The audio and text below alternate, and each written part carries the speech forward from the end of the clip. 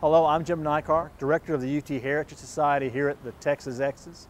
And I'm going to talk about headquarters for the Alumni Association through the years, where we've been on the campus, and we have been all over the campus. The Texas Exes was founded in 1885. For the first 20 years or so, the Alumni Association not being all that active, it only met once a year in June to correspond with spring commencement. It wasn't until 1913 that the university officially assigned room 47 in the old main building as the alumni room, which also doubled as the Board of Regents meeting room. But it was a place for the Alumni Association to have its own meetings and to store its alumni records and other things. We stayed there for a few years, but in 1917 there was a controversy with then Governor James Ferguson. Governor Ferguson wanted to hire and fire professors at will, and at one point actually vetoed the appropriations and tried to shut the university down in the summer of 1917.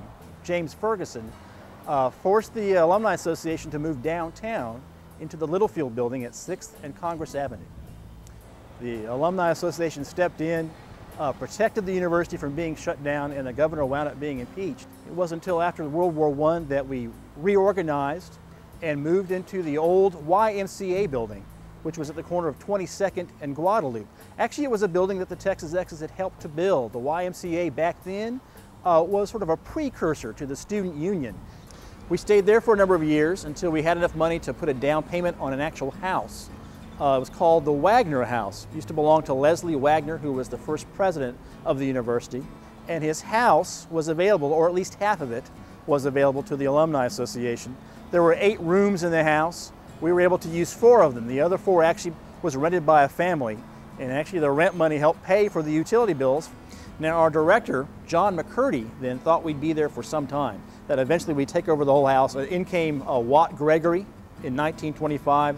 Gregory was the president then of the Texas Exes and was very much intent on getting the university a proper gymnasium and an auditorium, and launched what was later called the Union Project, a massive fundraising effort by the Texas Exes to raise $600,000 to build the Texas Union, Gregory, and Anahist gymnasiums and Hogg Auditorium. And part of that project was for the Texas Exes then to move to more spacious quarters in the student union. So we moved into the Texas Union in 1933 into an area in what today is sort of a student study lounge. It's just west of the entrance to the ballroom. In fact, if you go into the student union today, up to the entrance to the ballroom and look up to the beams that go across right in front of the entrance to the ballroom, you'll still see the presidents of the Texas Exes painted on the beams, and it's still kept up to date even today.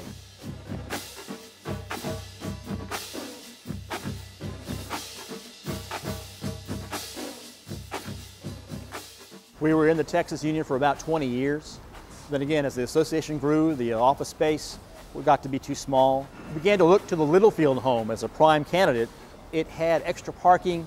It was a great place for reunions and other events, but it housed, at that time, a part of the College of Fine Arts. And it was going to take time for the College of Fine Arts to move out and for the home to be renovated. So temporarily, in 1958, the association moved into office space in the basement of Mary Gearing Hall, which then housed the Department of Home Economics.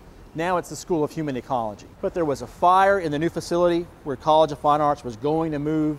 It took longer than they thought to renovate the Littlefield home. Leaders of the Texas Exes began to look for another spot on the campus to start from the ground up.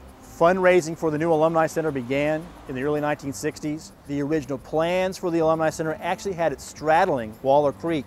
So the building actually went right across the creek, so you could be in the building and look right down on the creek for a while there. That was going to cost too much money, so we had to redesign the plans. But by February of 1965, the Alumni Center had been completed, and the Texas Exes officially moved in April of that year.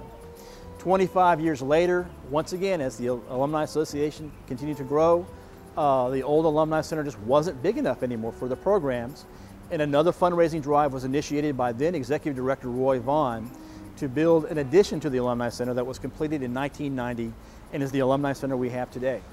And that's the story of where the Texas Exes have hung their hats over the last 125 years. Hail to thee,